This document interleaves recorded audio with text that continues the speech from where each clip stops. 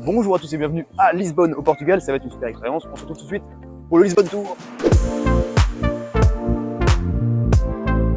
Située à l'embouchure du fleuve Tage, Lisbonne est la capitale du Portugal et compte environ 550 000 habitants. Son histoire débute à partir de moins 1200 avant Jésus-Christ avec les Phéniciens, puis fut conquise successivement par les Romains, les morts musulmans, puis les chrétiens. Son nom vient de la dérivation du mot Alice Tubo, du phénicien qui veut dire morsure ou jolie rade. Surplombant la ville, voici le château Saint-Georges. Cette ancienne forteresse musulmane fut reconquise par Alphonse Ier en 1147 lors de la Reconquista. Depuis que Lisbonne est devenue, à partir du XIIIe siècle, la capitale du royaume de Portugal, le château devient la résidence royale du roi de Portugal jusqu'au XVIe siècle.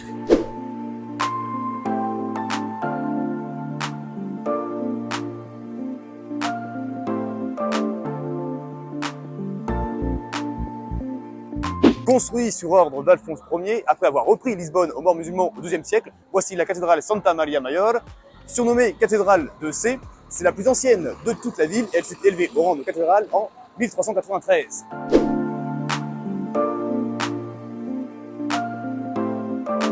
Construite entre 1514 et 1519 par Manuel Ier de Portugal pour protéger le port, voici la tour de Belém. Elle fut le point d'entrée des nouvelles routes commerciales maritimes reliant l'Europe aux Indes par les explorateurs portugais depuis 1983. Elle est inscrite au patrimoine mondial de l'UNESCO.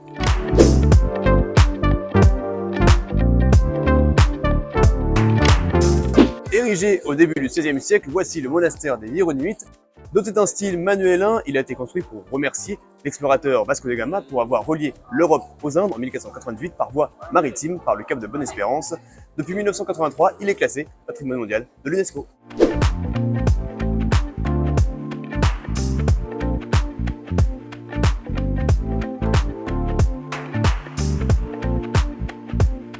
Spécialité de Lisbonne, voici les pastéis de nata, originellement pastéis de Belém. Elles auraient été créées par des religieux du monastère des Hiéronymites. Vers le 19e siècle, il s'agit d'un flan pâtissier. C'est super bon, c'est super bon.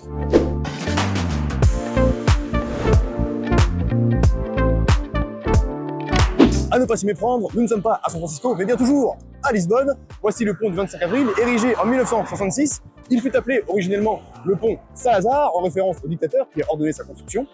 Depuis la révolution des œillets, le 25 avril 1974, il fut rebaptisé le pont du 25 avril, car c'était le jour de la chute du dictateur Salazar.